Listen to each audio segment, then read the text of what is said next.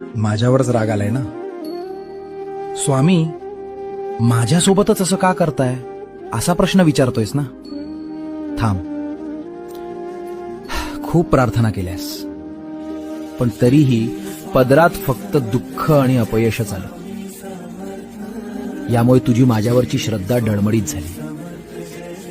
देव खरंच आहे का असा विचार करून तू माझ्यावरच चिडलायस आणि दूर जातोयस.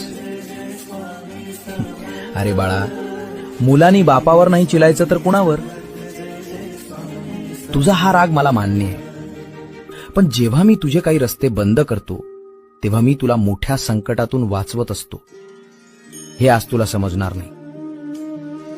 माझा हात सोडू नकोस. योग्य वेळी मी तुला तुझ्या सगळ्या प्रश्नांची उत्तरं देईन. भिवू नकोस, मी तुझ्या पाठीशी आहे.